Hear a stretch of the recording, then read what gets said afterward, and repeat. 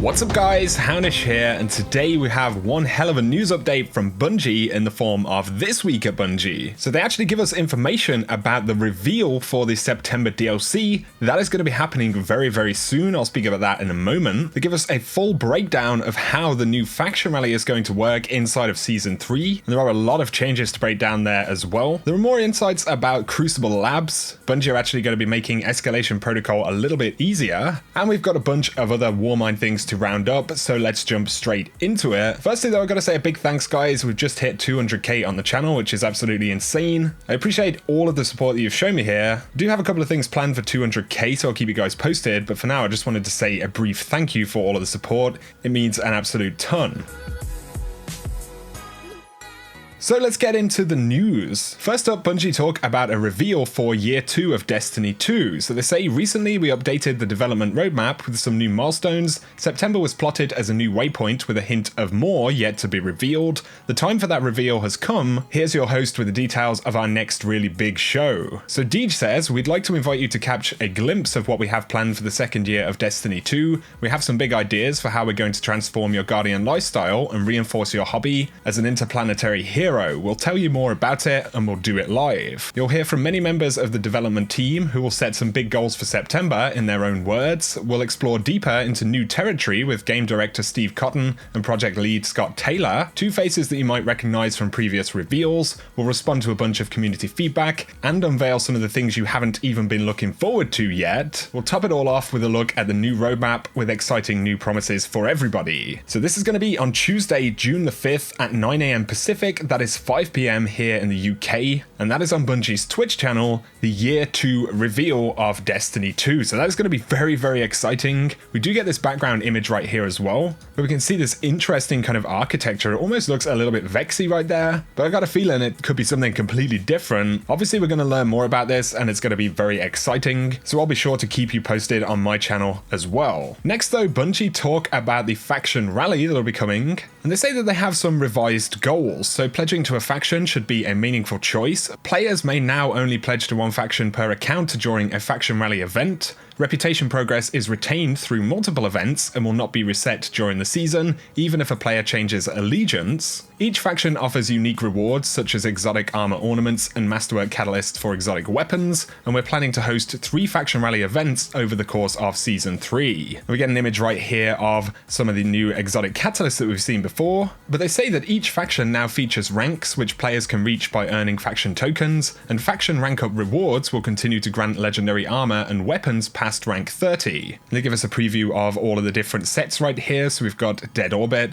then of course New Monarchy, and finally FWC with a bunch of new stuff. But now they speak about Renown. So Faction Rallies now features the Renown system. After pledging to a faction, players may earn Renown by completing a public event or patrol, or by defeating high value targets on destinations. Players who loot a lost sector with Renown active will receive significantly more faction tokens than usual. The more stacks of Renown they have, the more faction tokens they can earn. Renown is lost when players are defeated by enemies, so be careful when you're attempting to loot a lost sector with high renown. So that's a very interesting kind of way of working things. Obviously, it is a bit of a change to the reputation system, but tokens will still be the primary form of reputation. Renown, however, will increase the level of challenge in gameplay, so health regeneration is vastly reduced on all stack levels. Enemy kills have a chance to drop health orbs, and player damage is decreased, and this scales with the stack up to 5. Incoming damage is also increased, scales with the stack up to 5. While Renown is active on a player, others around them can see which faction the player has pledged to. They give us this image right here, kind of like a new aura. They say that factions will continue to have the winner's offering, so we can see a new Dead Orbit shotgun at the top, we've got a new Monarchy rocket launcher, and then an FWC sidearm. Faction Rallies is going to be live on Tuesday, June the 5th at 10 AM. And this is through to the following weekly reset. They'll continue to collect feedback once the rallies is live, so that will be shortly after the reveal for Year 2 on the weekly reset. So Tuesday is going to be a pretty busy day. Let me know your thoughts about that though. Next though, they speak about Crucible Labs. So Derek Carroll says, Crucible Labs is a work in progress, and we're learning as we go. We expect this lab to be available until the next weekly reset on June the 5th,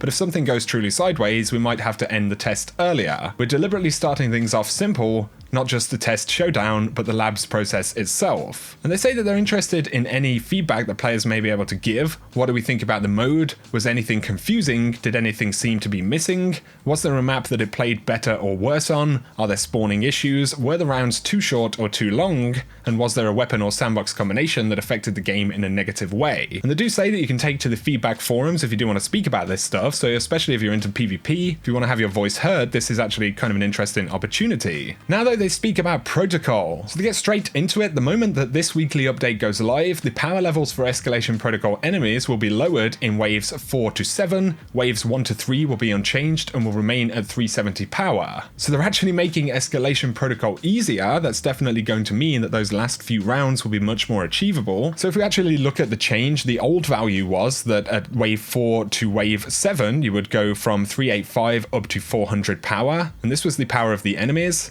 They're actually changing that, so wave 4 is 380 and it goes up to 385. So there's a much less steep climb right there. The final boss in particular, or those last couple of rounds, are going to be much easier than they currently are, especially if you are at the max level. Now there may be some mixed feedback about this. They say that they've been looking into internal data while listening to all of the feedback about Escalation Protocol since the launch of WARMIND. Not as many players are attempting Escalation Protocol with a fireteam of 3 as their designs intended, mostly because of how difficult waves 6 to 7 are. By reducing the power levels of the later waves, we are intending to make the Escalation Protocol more approachable for players who want to try the activity at 385 as a fireteam of 3, with potential help from others in the world. Getting 9 players into the same space will still be possible, but for those at or close to max level, it shouldn't feel as necessary as before. If anybody is worried that we're nerfing this activity into the ground, rest assured that it will still be a highly difficult endgame experience. So like I said, pretty interesting that Bungie have decided to change it. Of course, we did hear about the fact that they kind of changed the scaling on it pretty late in development before it shipped. And of course, it is designed to be a public space kind of event, so perhaps, or I guess,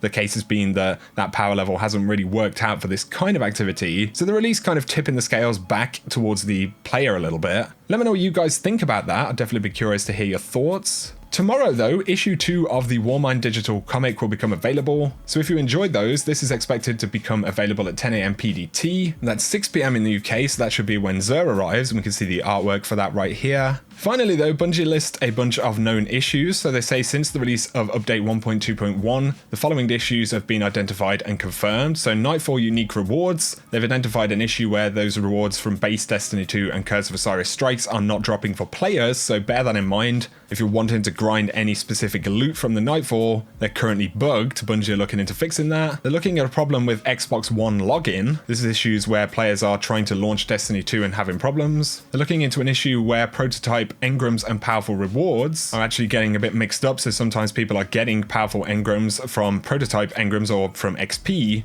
and other times people are getting prototype engrams from milestones. They're also looking at a few other little minor bits and bobs, and these are things that they're looking to fix obviously in future updates. But they finish by saying another step on the roadmap has been executed and we have much more in store through the coming months. If you want to make sure that you don't miss a beat, subscribe for updates via email on bungie.net. When you invite us to keep in touch, it gives us a chance to send you communications that are tailored to your specific playstyle, and you'll also earn an emblem that will only be displayed by the well-informed. Steps on email verification can be found, and I will link the article below. It's at the very bottom of This Week at Bungie. You can get a cool new emblem right there. So guys, that is going to summarize the update. Like I said, lots of stuff to talk about. So once again, on Tuesday, we will get the year 2 reveal. This is at 9 AM Pacific, that's 5 PM in the UK at twitch.tv/Bungie. Going to be very interesting. Once again, here is that teaser for it. Faction rallies will also go live on Tuesday an hour later, and we got a bunch of changes that I'll be curious to hear your thoughts on below. Obviously, Escalation Protocol is going to change next week as well, and there are a couple of other bits. You know, people are still hunting down things like Black Spindle. We even had Nascent Dawn to finish for the Polaris Alliance, and hopefully we'll get that Zol Nightfall next week or perhaps the week after. Plenty of exciting stuff down the road, and very soon we're getting those big reveals for September. Obviously E3 is less than 2 weeks away now. But once again, I appreciate all of the support, guys. I appreciate you helping me get to 200k. That is absolutely insane. I'll keep you guys posted on anything I'm doing for that. If you've enjoyed this video though, a like is very much appreciated below. If you're new to the channel, be sure to hit subscribe to see a lot more Destiny 2 content. For now though, I appreciate you watching as always, and I will catch you guys very soon.